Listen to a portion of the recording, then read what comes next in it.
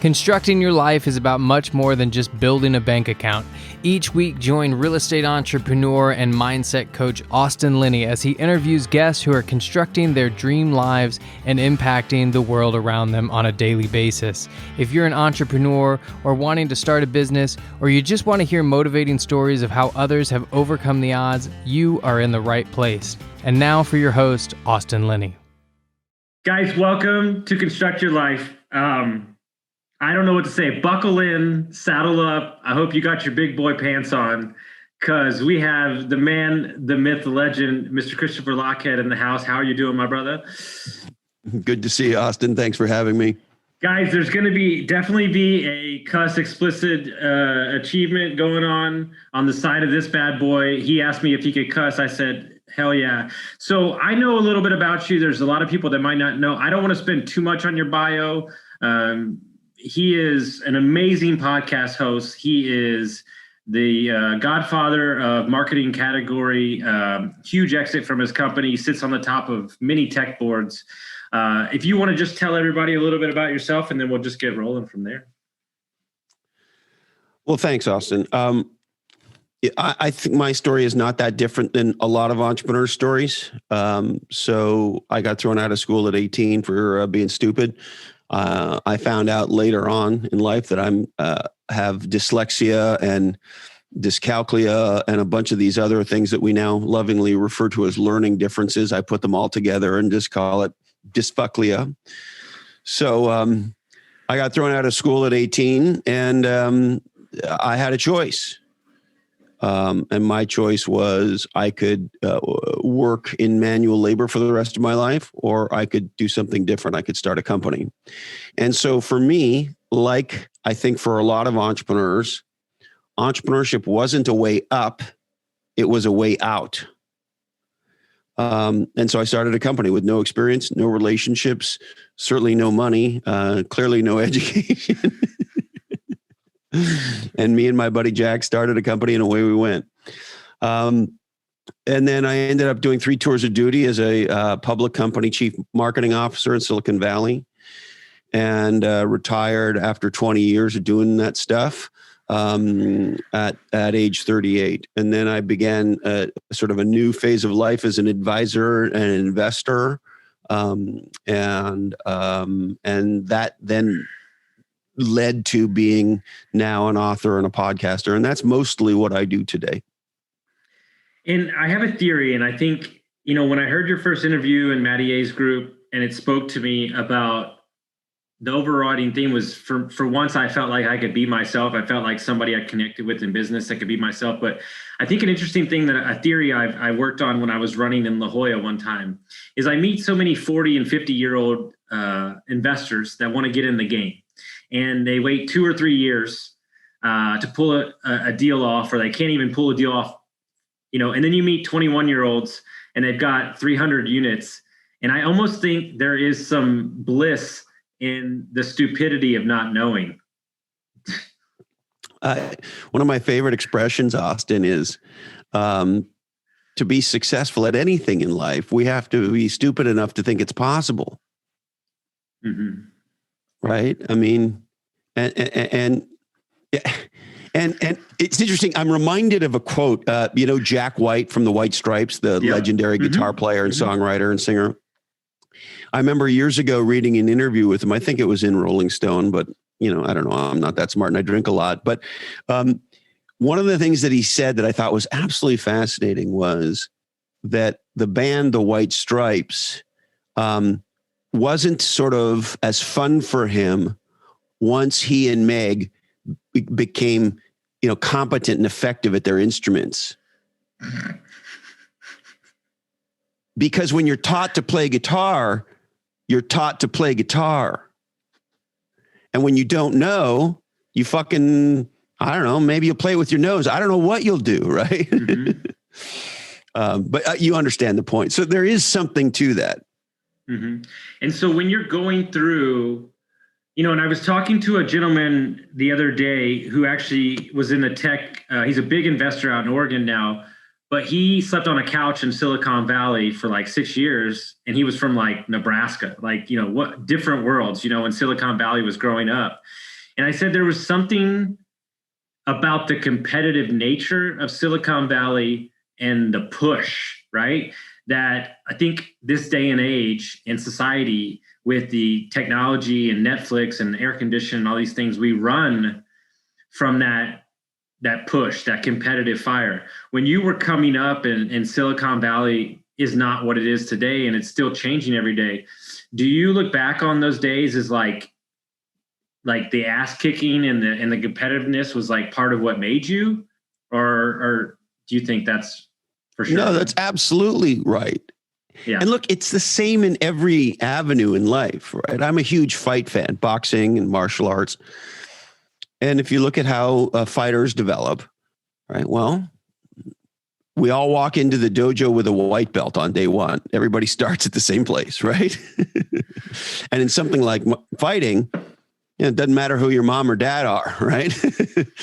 So, and in entrepreneurship, is sure, if your mom can give you $100 million to start off with and dad's Bill Gates, then, maybe. But in general, we all start plus or minus with nothing. And you work your way up. And every time you fight at a different level, you have to take your game up or your ass is going to get kicked. And invariably what happens is your ass does get kicked. You go from being, if you work yourself up, you become the number one fighter in your dojo. You're king shit at Turd Island, right? And then, well, maybe you're going to go to the regionals, or you're going to, there's a ladder. You look at baseball, you look at the way football, and so the point is, the way we get better in many cases is to have our ass kicked. My first business failed terribly. And it was devastating. And then and little did I know it was one of many devastations to come. But what kept you, I almost worry about this is like, was there another option? And my joke with everybody is like, this is the path I've chosen. So ups and downs are slight difference. What am I going to go do? Be a, perfume salesman at Abercrombie and Finch? Like, this is the path that I've chosen. And so when you kind of have that attitude, like, because I've lost money, alcoholism, all those things, it's almost like, what is the options, right? I think people act like they have some daddy or mommy to fall back on. Like when you venture out, entrepreneurship is war. I mean, it is war. It's business. Yeah, I mean, hopefully nobody's dying in the business, but we just recently had former Navy SEAL Brent Gleason on my podcast. And by the way, he's got a brand new book out called Embrace the Suck. Yes. It's great.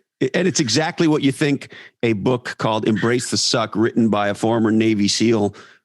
It's exactly the book that you would think it is, right? He doesn't disappoint. He gives you an awesome, motivational, insightful Navy SEAL shit book. And he's a great guy, right? But anyway, long story longer. Interestingly enough, here I am talking to this guy, right? And there are not bigger badasses in the world than this guy. He's a U.S. Navy SEAL on SEAL Team 5, multiple tours of duty. Like, this is an elite warrior, frogman warrior, right? Like, anyway, you get my point. And he looks like a freaking, he looks like a superhero. He looks like he could bench press your car. Anyway, and now he's an entrepreneur. Well, guess what? This is what he says. He says entrepreneurship is as scary and in some ways more scary. Yes, there's the not dying part, which is clearly the benefit. But he was talking about in his business when the pandemic hit, I forget the exact number, but it might have been 80% of their revenue went away because, they do consulting and workshops and he gives speeches and, they're like a leadership, how to kick ass and take names company, right? Which is the exact company you want that guy to start. Yeah. But anyway, that's a scary thing when that happens. And it turns out even for a Navy SEAL, that entrepreneur shit's pretty scary. That's my point. No, I love it. And so, I would love to hear your views on the world of marketing as it sits today, because, it's an interesting, I got the podcast, the Instagram, and you're trying to follow all these. There's a new app out every second. But if there's an investor or an entrepreneur out there, what are your core things that they need to be focused on in a technology world that is changing at every moment? I was just on a call where they're talking about drone areas for delivery in 15 minutes. So, like it's something new every week. Yeah. Great question. So it's been said that your intelligence is marked by your ability to hold two potentially opposite thoughts in your head at the same time and still function, right? I wish I could remember who said that, but somebody way smarter than me said it.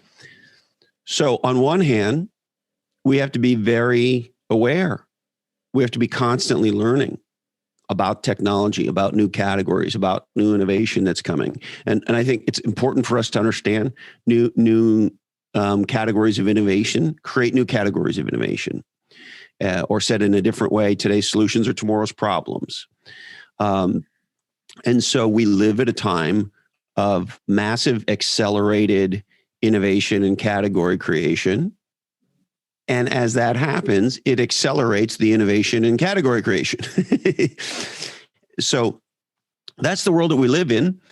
And I think it behooves us to do, I think, the logical thing, which is say, that's fucking awesome.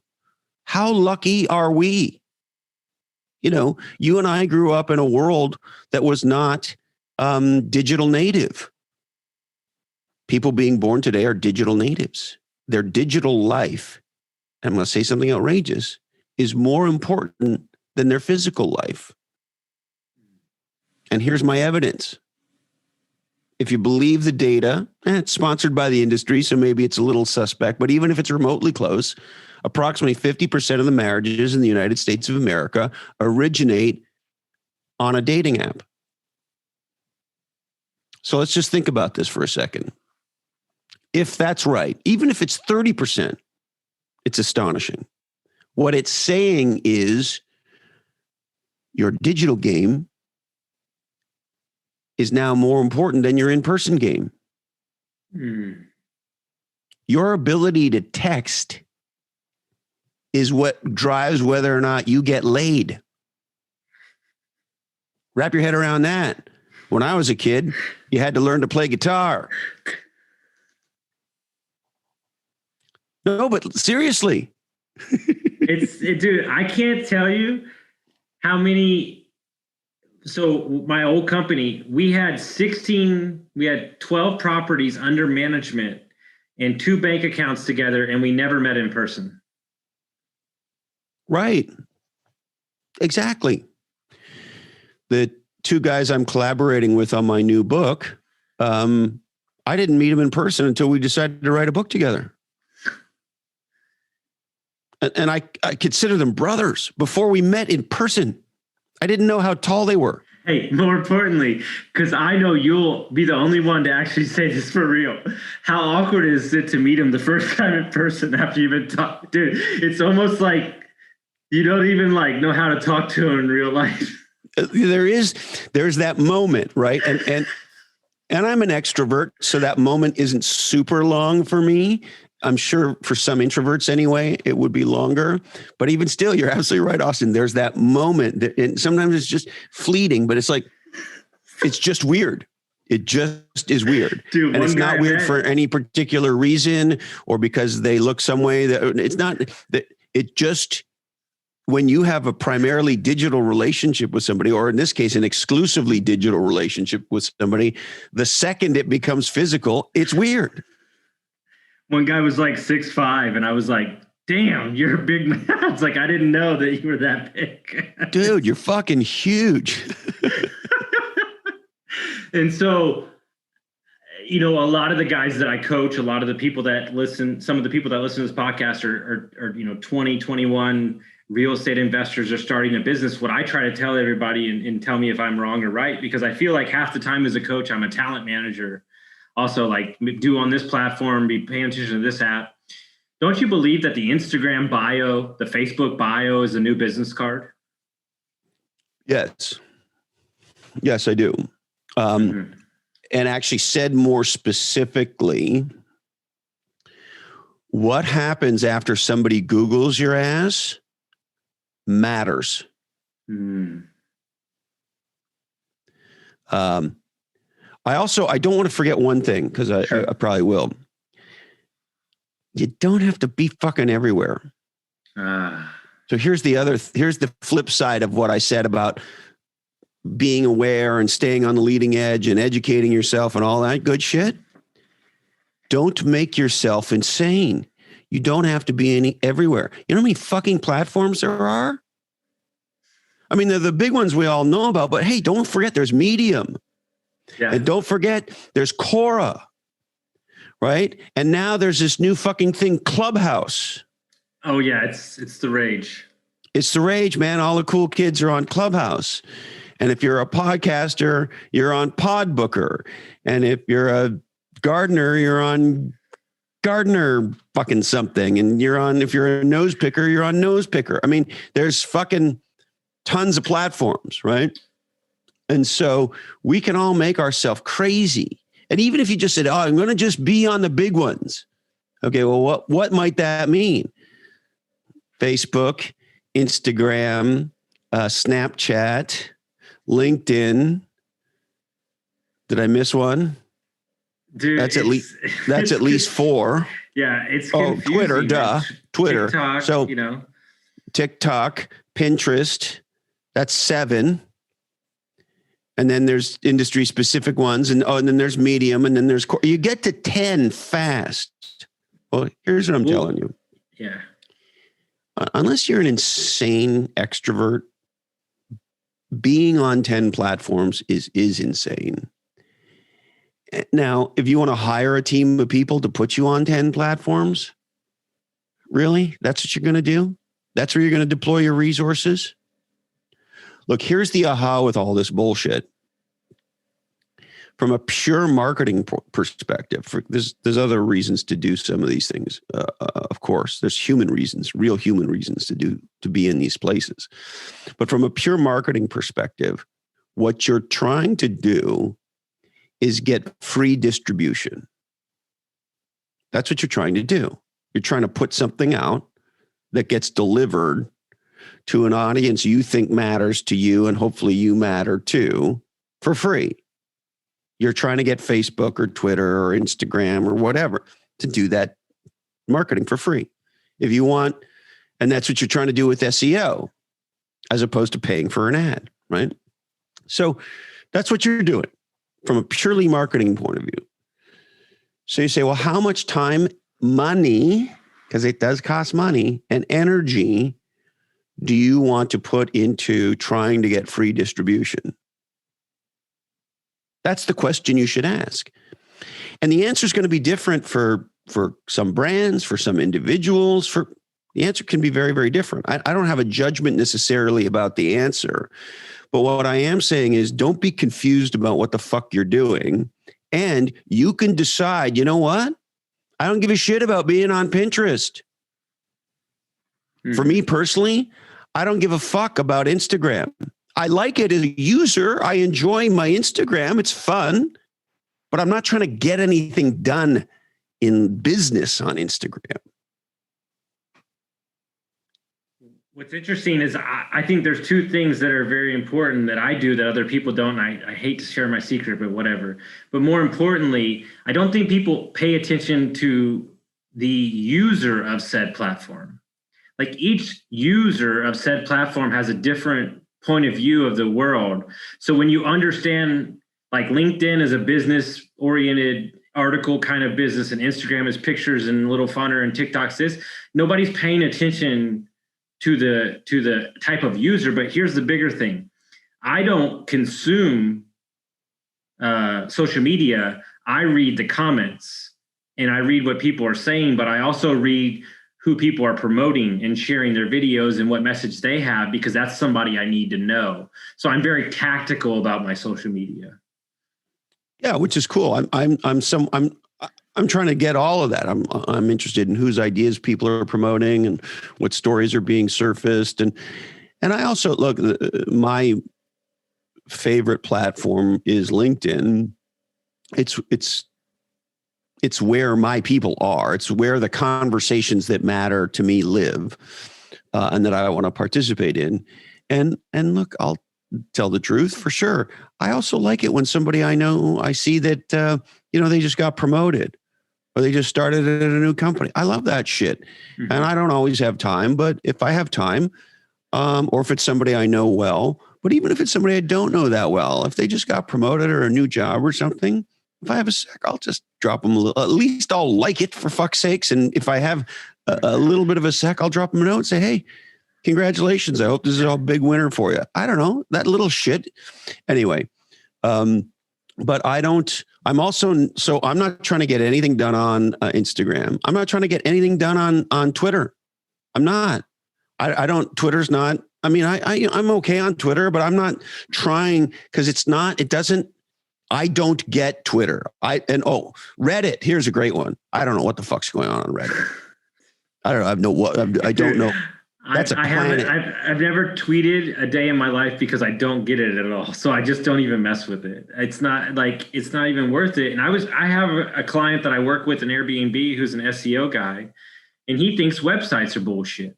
So, everybody has their own view of what they need to do because their business operates out of YouTube, right? And so, I look at, these whole things, and I think you can get caught up in the mess. But I was interesting. We had a little talk in your group with Matty A about, is the new reputation your results in business? And I think that's what I'm learning to do. You're doing the opposite. But what I'm learning to do is in my 30s and in my early 40s is talk a little less and do a little more and let my actions speak for myself. Because I know in my 20s, it was the other way around, where my mouth was coming around the corner before my foot was. Yeah. A lot of us have a similar trajectory, particularly those of us who own testicles. But I digress. What was the question? Well, no, I was just saying, with the new age of I raise a bunch of money, but I have no sales. I think, I had a mentor tell me this in a car, and it was one of those moments where it feels like somebody stuck a knife in your neck. It was so to the core of my heart, because it'd be awesome. He goes, if you did something or launched a company or did something and we didn't know about it, and then 2 months later, we were like, fuck, look at Austin. He just crushed it. And that's when I realized I was doing a little too much talking and not a lot of moving. And I think you got to let your results speak for yourself. Yes. Amen. Hallelujah. And I think that you, like a lot of younger entrepreneurs, got caught by the hi buddy. Is this podcast for all you radio listeners? There's a cat on his laptop. Chris, I did have one of my friends breastfeed her baby, so this is nothing on the podcast, so we're good. So, well, I will not be breastfeeding this cat for a whole myriad of reasons, because that would just be weird. But I think you might have fallen victim, Austin, to something subtly without maybe not even knowing it. There is an entire category, I would even call it a fucking industry today, of what I call hustle porn stars. And it's as a result of the Kardashianization of our world. And so we've got all these idiots today telling us to build a personal brand and telling us to put out 5,000 pieces of content a day and telling us to promote ourselves nonstop. And what you should really do is video every fucking thing you do and just live stream that shit. And then, et cetera, et cetera, et cetera, et cetera. And so there's an entire generation of entrepreneurs who want to be famous to be famous. Being famous is the outcome. See, it used to be getting famous was an outcome was a result of another outcome. Oh, you did this incredible thing in science. They gave you a Nobel Prize and you wrote a book and now you're well known. That's because you did this amazing thing that got you this prize. Today, people want the prize. And more, actually, they don't even, that would be great, is worse. They want the recognition for getting the prize. So they don't want to do the work to get the prize or the fucking prize. They want the likes. And so we have conflated what the real source of innovation is, what the real source of, frankly, human satisfaction is, which is the accomplishing of things that matter. And if you are going to be known, and all of us want to be known a little bit, at least as far as to be respected in our chosen area, then we get recognized for our contribution for producing results. That's what you want. You don't want to be recognized for being an asshole taking selfies on the fucking internet. Dude, I got to hear your opinion of this. Did you hear that they were renting out a stage in LA of like a fake jet to take photos, that they were in a private jet for like TikTok and Instagram? Did you hear this shit? No, I didn't, but I'm not surprised. You know, they have these, I mean, you're in the real estate business. They have these rental fucking influencer mansions in LA where they get all these stupid 20-year-old douchebags and they put them in a house and they set them all up and they make it look like they live in the house. All this bullshit. It's a giant charade. You know what we've lost in society? There used to be some sort of wonder in, like, I would imagine when you were coming up and like, the internet wasn't, all these things, like there was whispers about you when people had dinner, right? There's no more, nobody holds anything back. Like, there's no like that guy, like, my favorite thing in the world, I had somebody message me the other day, like, dude, what did you do to lose 65 pounds? Like, what program gave you the results? I'm like, fucking work. Like, I don't understand what the fuck you want. They're looking for this magic pill or something. I don't know. It drives me crazy. Here's what I did, dude. I cut back my calorie intake. I ate way better food. I was fucking disciplined about it. I drank water and I worked out, and I did it for a long fucking time. Exactly. There is, I love the weight loss industry, right? And look, I understand people need support and all that. So this is going to sound overly shitty. I don't mean it that way. But the reality is you don't need any more fucking information. I just gave it to you, right? And by the way, we all know that. I didn't tell you anything you don't already know. And this is the fucking interesting thing. We live at a time where people are hungry for the new thing. Our problem in general is not a lack of information. Our problem in general is a lack of action and results. Most people in the United States of America do not need to read one more fucking article, see one more fucking video, take one more fucking class on how to lose weight and get in shape. They don't. We know. It's fucking right there. Google it once, read it. There it is. I just gave it to you. Right. And a lot of things in life are like that. So there's this like, it's like when I started writing and podcasting, I was like, okay, well, clearly we're at a point now where you just hire a 17 to 28-year-old super duty dude technology person, and she just fucking growth hacks something up, and boom, you got a hit podcast, right? So like, okay, go buy a growth hacker. This is where I was 4 years ago, right? Let's go to the growth hacker store. There's a million books about this shit. They all look really cool in their videos and all that. Let's just go hire one, give them whatever it is, and boom. Guess what happens when you do that? Fucking nothing. Because here's why. There's no trick. You want to become legendary at it? Okay. Produce a legendary product. have a legendary business that supports that product and a great business model that aligns your interests with the interests of customers. And then design a category, become known for a niche that you can own, distinguish yourself radically with some category design. That's what it takes. And oh, by the way, 5 years of that. Dude, somebody asked me on a podcast for the first time. So I don't know if you know this about me, but I used to, for briefly, when my parents kicked me out, I went from a 3,500 square foot house on a golf course next to NBA players to living in a 50 square foot closet with a single mattress and a fan, working construction 60 hours a week. And he asked me, but here's what you don't know. Dude, I got to tell you this story. I've never fucking shared this story a day in my life. And if there's anybody that's going to understand the gravity of this moment, you will get it. So we are drinking heavily and the party central at the house. And there's music on the TV. I'm right near the living room. I'm in a 50 square foot single bed, a bag, and a fan. Well, the door used to get locked. So if I had to pee, I couldn't get out. Sometimes the door would get jammed.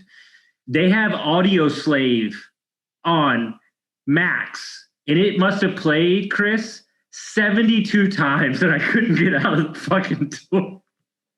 And to this day, I hear that song and I want to fucking punch something. Which song is it? Show Me How to Live, or which one was like it? The first one they had, like the hit, like yeah. I don't know because it gives me chills just thinking about it. I can hear the guitar lick in my head. He asked me, he said, "What got you out of that closet?" And I said, "Look, regardless of my dad's a doctor, my family and my parents, my dad grew up with nothing. So did my mom. They taught me one thing. And it's the one skill that you can get out of any scenario in. Fucking work. Go to work. Your marriage is shitty. Communicate better. Go to work. Your job's shitty. Work on the side. Get a better one.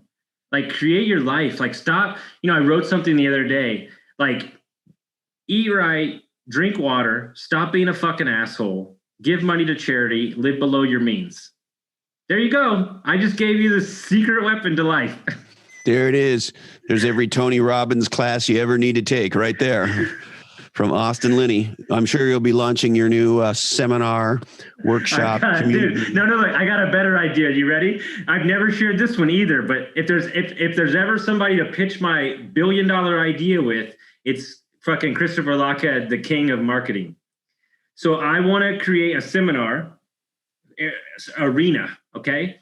And I only target gentlemen that have been married more than 3 times. I walk up, I bang my hand on the table, and I say, "Obviously, what you're doing is not fucking working." And then I just walk out.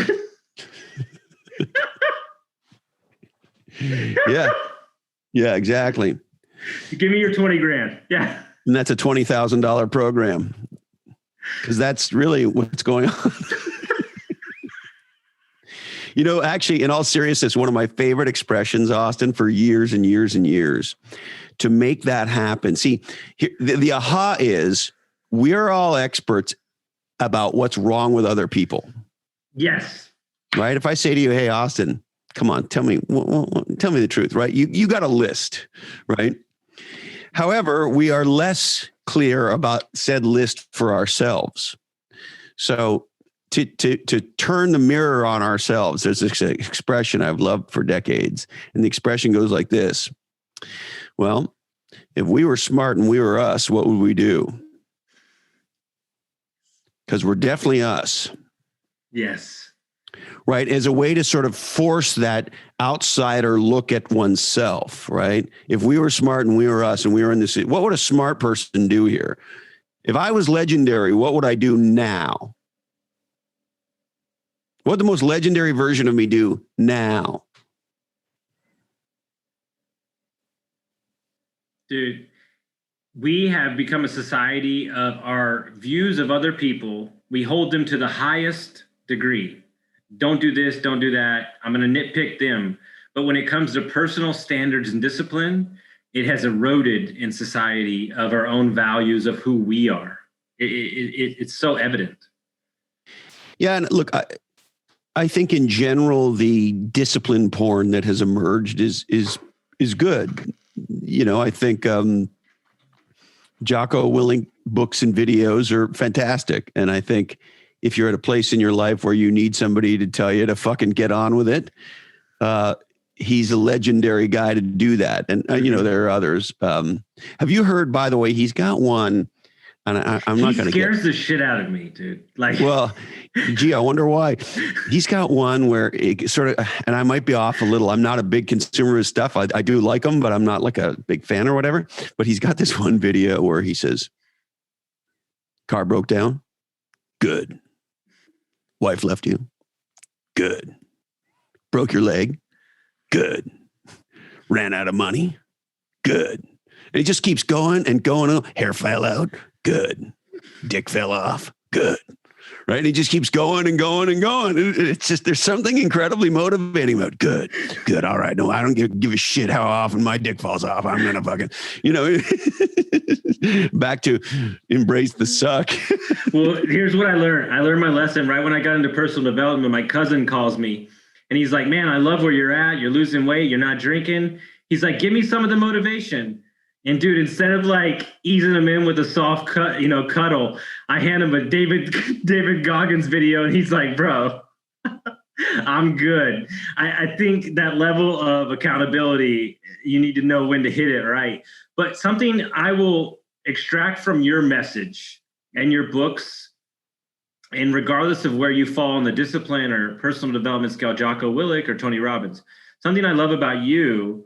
And something you preach is just be yourself and understand if you need to wake up at 10 o'clock at night or in the morning and you don't do the miracle morning and you want to work at night because you like nighttime, just be you.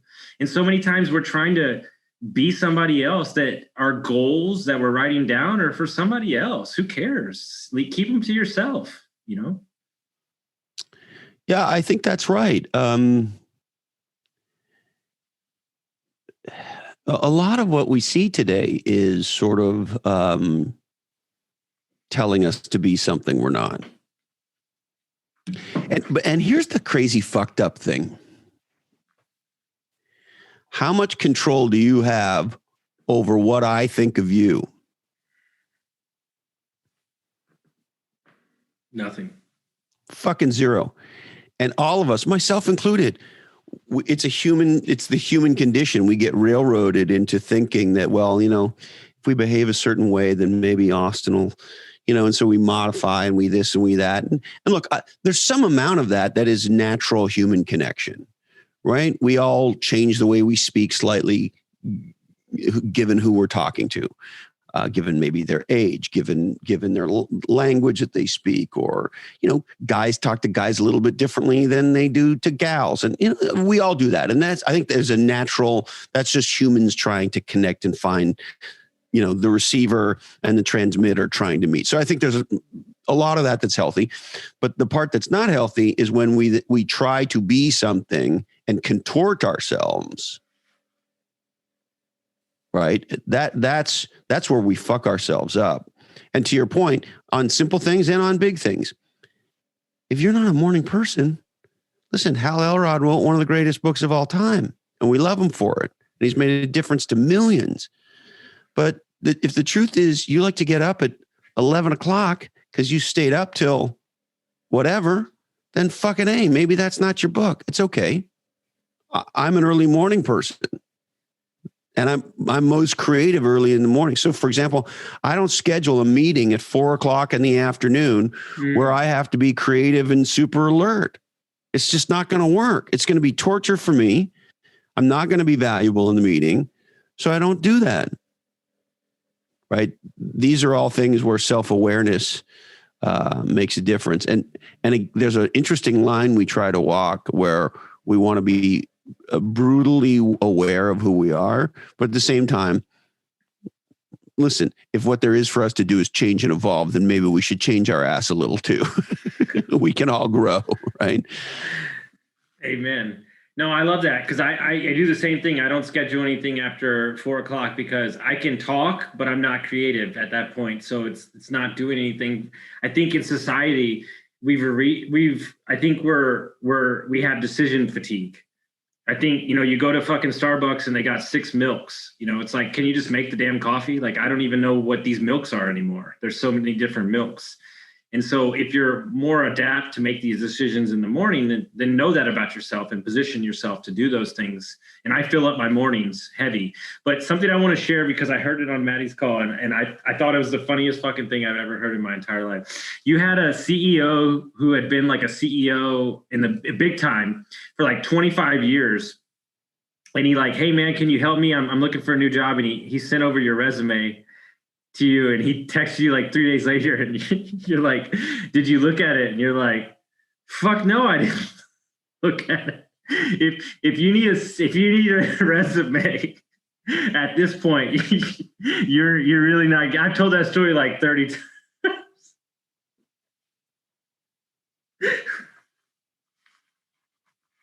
And what is it, Austin, about that story that you like so much? Because at some point, a piece of paper, right? If you haven't done enough to make a wave or make an impact around the people around you to know who you are, then at some point, just some shitty, like, perfect example, I think we do a lot of shit ass backwards. Like in corporate world, I think corporate companies are, overinflated with, people that watch Netflix all day, because we view like that results in, and I'm going off on a tangent, but ultimately what you're saying in that moment with that guy is like, yeah, I could fucking tell you that your I's not dotted, but like the paper that you lit, that this is not going to make a man. Either your reputation of who you are as a person and the people that you've shooken hands with and been part of know who you are, or they don't really.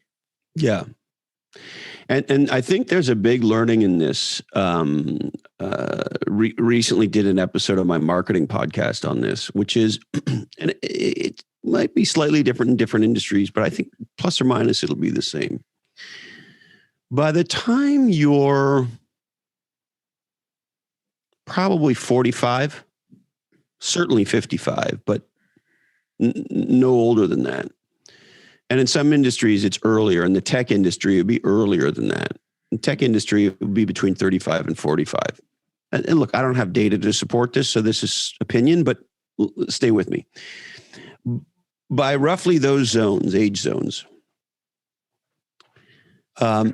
you want to become known as somebody who can be counted on to produce legendary results in your field. So you want to be known for a field or a discipline or a niche, if you will, that you are acknowledged as having a high level of mastery in. Because here's the aha. When you are a 55-year-old sensei, you are deeply respected, admired, sought after, and compensated because you're Yoda now. If you're a 55-year-old nobody, you're in trouble. And so as we build our careers, one of the things that we're doing is we're training ourselves to produce legendary results. We're training ourselves to create massive value for others, because the people who make the most money are the ones who create the most value for others, who are the hardest to replace. So the people who make the most money are the ones who create the most value for others and are very hard to replace. And the harder you are to replace and the more value you create, the more you're worth. So as you build your career, you want to be a person who does that. You want to be a person who creates a massive amount of value for others, and is hard to replace because you've achieved a level of mastery at something. On a personal level, that's what you want, because I think you want the person who brushes your teeth every day to like the person in the mirror and to respect the person in the mirror and to be proud of the person in the mirror. And I think from a career point of view and an economic point of view, this is what we're building towards. And if you get there by, again, depending on the industry, but plus or minus 45 to 55, the next third, if you will, of your career is wonderful. And if you don't, the next third of your career is going to fucking suck. And so I think that's what we're building towards. No, and I always, and I want to respect your time. It's one, I'm sure you have another appointment, but I bought a house in San Antonio, and the girl that lived next door, her father would come up from South America. I hope she doesn't listen to this, but I don't think she does. So, and he was an older gentleman, and he'd worked for a company for a long time, and I guess the retirement wasn't great, and he was kind of down on his luck. And it was like this shaking experience for me that told me, like, don't you be that guy. Like, don't you be that 75-year-old dude that's like can't afford a laptop, like is like hurting. You can tell, like, and so it's always been the moment for me when I don't want to do something, I kind of picture that in my head, but something I champion to all the 20-year-olds, because I've met them. I met 1,050,000-year-olds. I probably meet 3 a week that would die if they would have found passive income or investments in their 20s, because they have to take time away from spending time with their kids. So the thing I tell every 20-year-old is you can have fun. I'm all about having fun. I'm the fun guy. But every moment that you're not creating a second source of income or passive income from your job, you're taking away time from your future kid. And so I'm meeting these kids now, call it YouTube, call it whatever you want, that at 21, I'm thinking to myself, like, I got a kid who just made $400K on a wholesale. He's got 200 units at like 23. And I'm thinking to myself, like, I couldn't even put on a pair of jeans at 23. Like, it's amazing what can be accomplished if you're surrounded by the right people, you got your head on straight, and you're focused. And I'm all about having some fun, but getting after it. It can happen quick. Yes.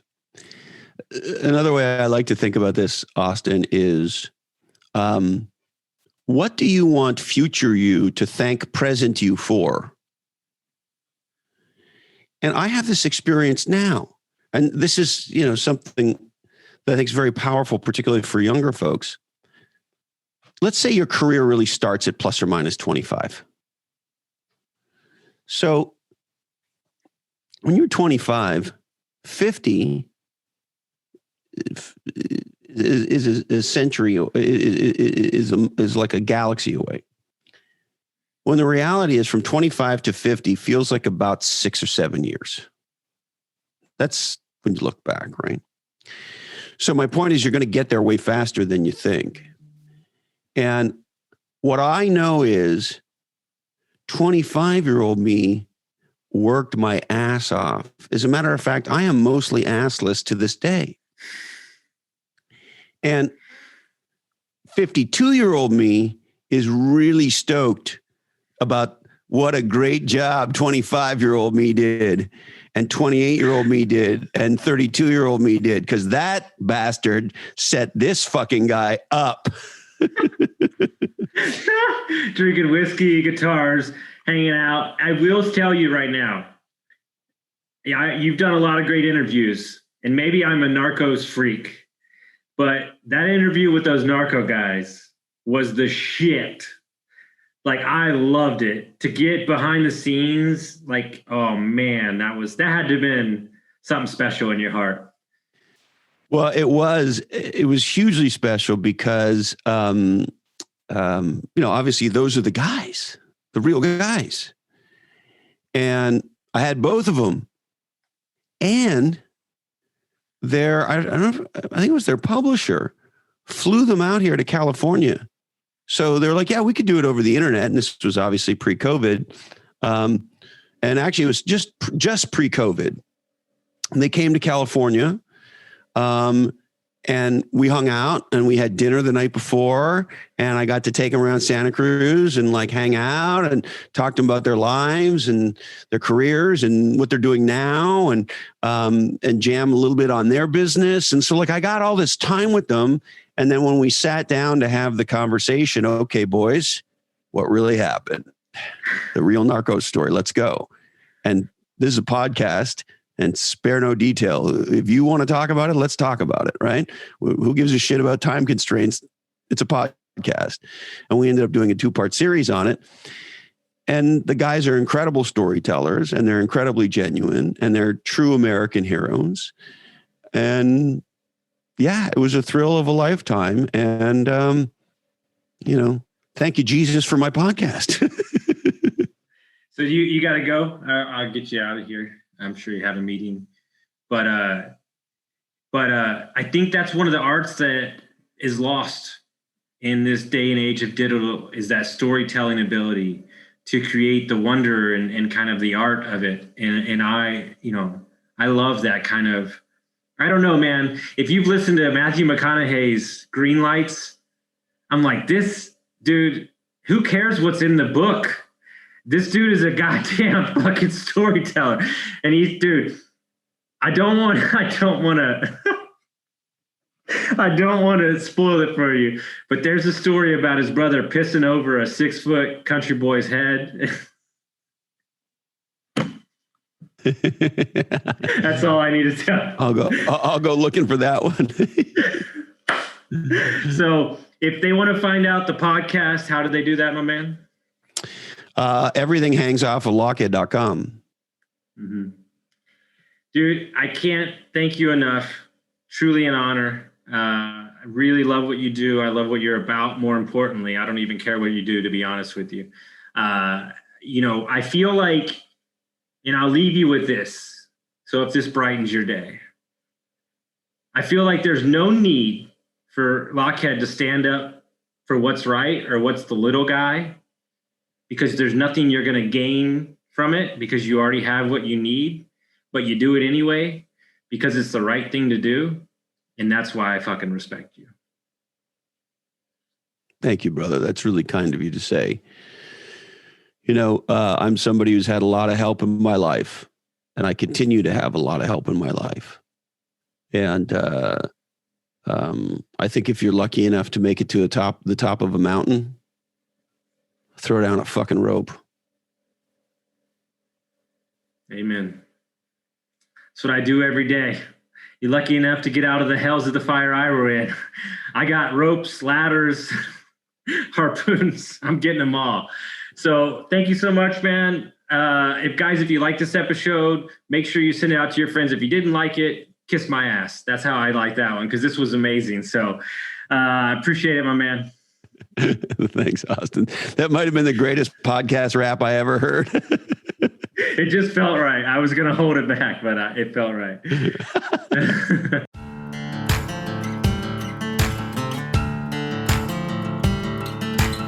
Thank you for listening to Construct Your Life with Austin Linney. If you enjoyed this episode, be sure to rate, review, subscribe, and pay it forward by sharing with a friend.